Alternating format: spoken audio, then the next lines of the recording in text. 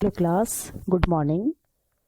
हिंदी में हम पाठ 14 स्वच्छ भारत अभियान का अध्ययन कर रहे हैं। स्वच्छ भारत अभियान के बारे में मैंने आपको बताया कि 2 अक्टूबर 2014 को महात्मा गांधी जी की 145वीं जयंती थी।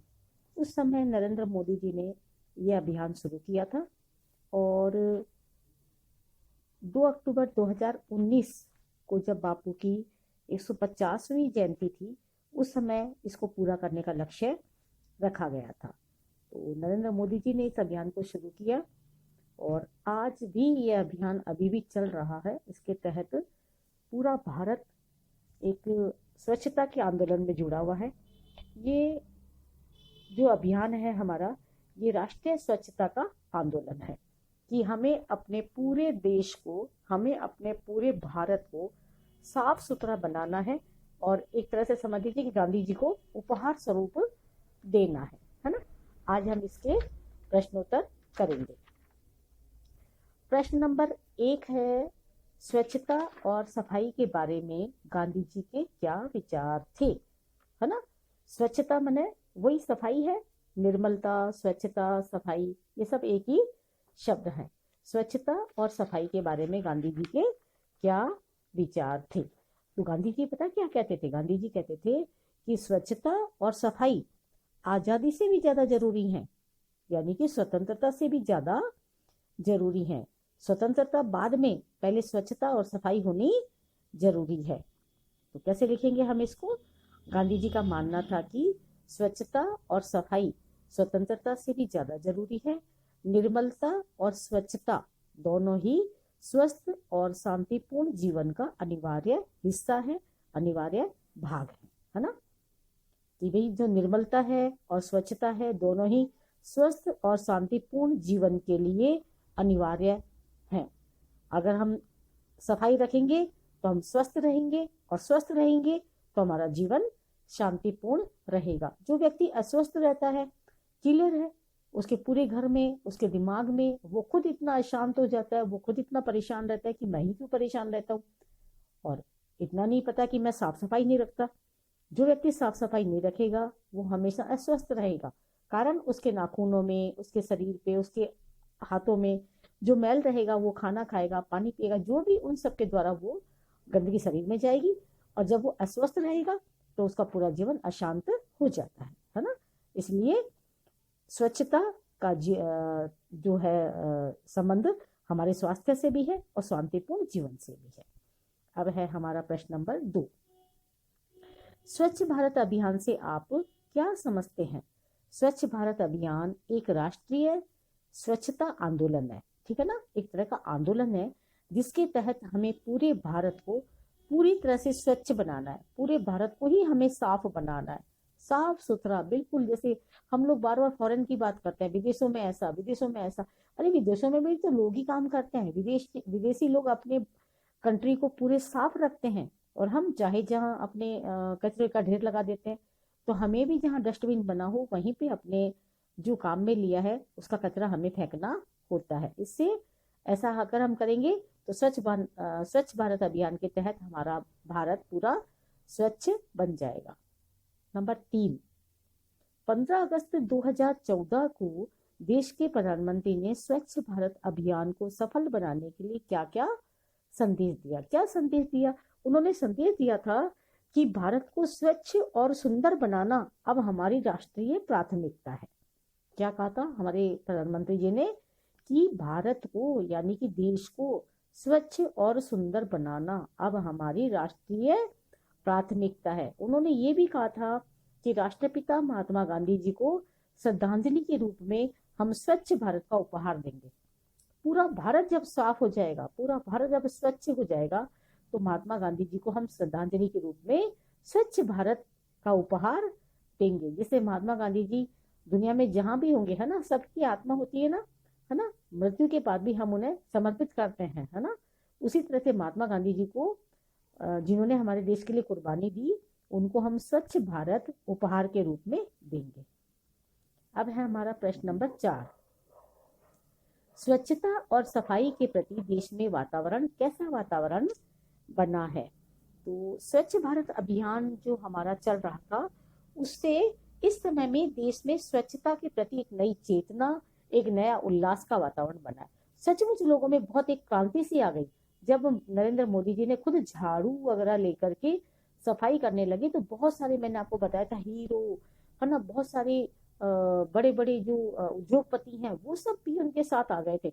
शुरू में नहीं हुआ, लेकिन कुछ दिनों बाद वो सब साथ में आ गए थे। तो वही है कि स्वच्छ भारत अभियान के चलते हुए इस समय देश में स्वच्छता के प्रति एक नई चेतना आ गई है लोगों में। हर कोई अपने घर में डस्टबिन रखता है, कहीं कचरा इधर उधर नहीं डालते। कचरे की गाड़ी आने पर ही हम उसमें उसको खाली कर देते हैं, फिर अपने डस्टबिन की सफाई करके फिर से वापस उसको साफ सुथरा करके रख देते हैं। तो कहेंगे कैसे हम कि स्वच्छ भारत अभियान के चलते हुए इस समय देश में स्वच्छता के प्रति एक नई चेतना, नए उल्लास का वातावरण बना है ना। प्रश्न 5, शरीर को स्वस्थ रखने के लिए हमें किन किन बातों का ध्यान रखना चाहिए? बहुत इंपॉर्टेंट है आप सबके लिए। आप सब ध्यान भी रखते हैं, है ना, लेकिन फिर भी उसके अलावा भी हमें इस समय, जैसे कोरोना काल चल रहा है, तब तो बहुत ज्यादा हमें सफाई की जरूरत होती है ना। जैसे ही हम कहीं बाहर से भी आते हैं, या हमने आधा घंटा पढ़ने के बाद भी अगर हम अपने पानी पीने के लिए, अगर हम अपने जिस पॉट में पानी रखा है उसमें भी पानी वगैरह ले रहे हैं हम, तो भी फ्रिज में हाथ डाल रहे हैं, तो भी हमें बार बार हैंड वॉश करने चाहिए। तो हम इसको आंसर के रूप में कैसे लिखेंगे?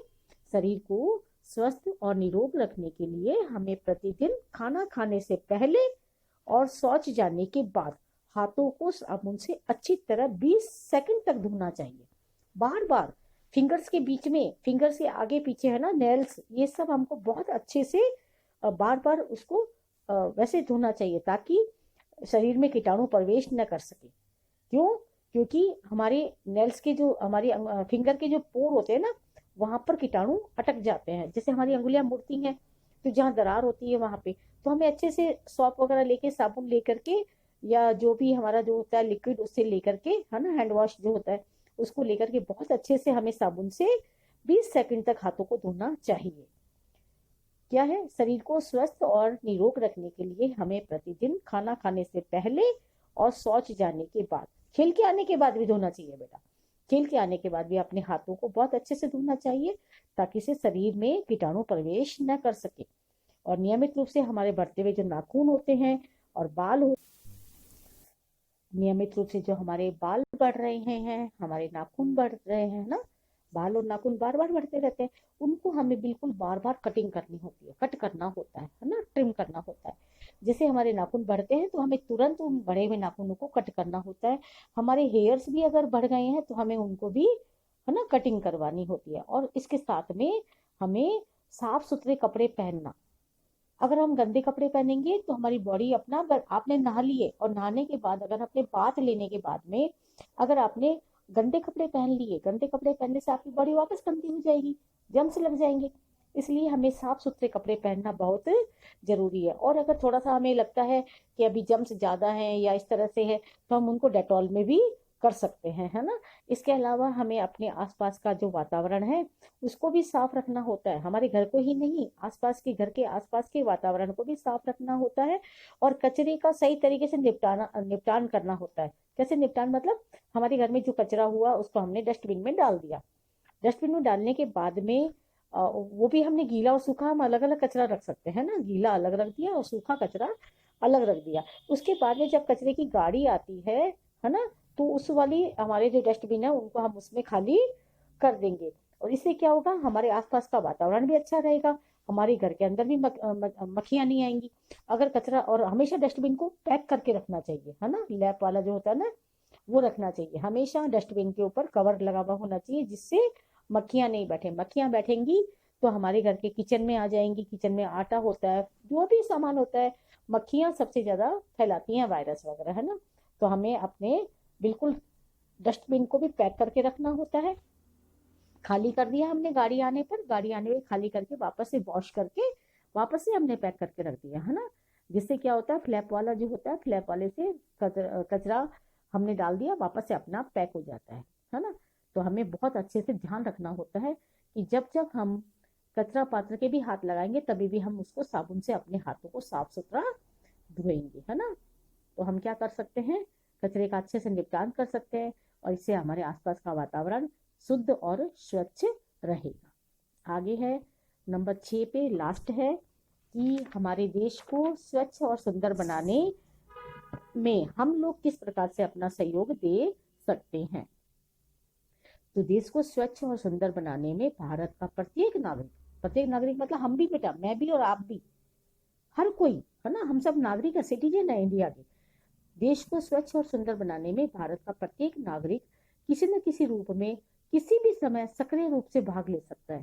सभी कोई, हर कोई, छोटे से छोटा बच्चा और बूढ़े से बूढ़ा आदमी, हम सभी यदि वर्ष भर में 100 घंटे का समय निकालकर इसका उपयोग अपने आसपास के वातावरण को स्वच्छ बनाने में करें, पूरे साल में केवल 100 घंटे, एक दिन में 24 घंटे होते हैं, 100 घंटे अगर निकाल लें हम और उसका उपयोग हम अपने आसपास के वातावरण को स्वच्छ बनाने में करें, तो निसंदेह हमारा पूरा भारतवर्ष पूर्ण रूप से स्वच्छ हो जाएगा, पूर्ण रूप से साफ सुथरा हो जाएगा, है ना।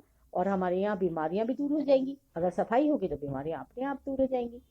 इस तरह से हर एक व्यक्ति को अपना अपना हिस्सा, अपना अपना योगदान देना चाहिए। किसी एक व्यक्ति के करने से साफ सफाई नहीं हो सकती, है ना। हमारा पूरा समाज, हम सब मिल करके अपने भारत को साफ और स्वच्छ बनाने के लिए योगदान देंगे, है ना। देंगे ना आप लोग भी। हम सभी भारतवासी अपने भारत को साफ और स्वच्छ बनाने में अपना पूर्ण रूपेण योगदान देंगे। आप सब इसको प्रश्नोत्तर को कॉपी में कर लीजिएगा। Thank you.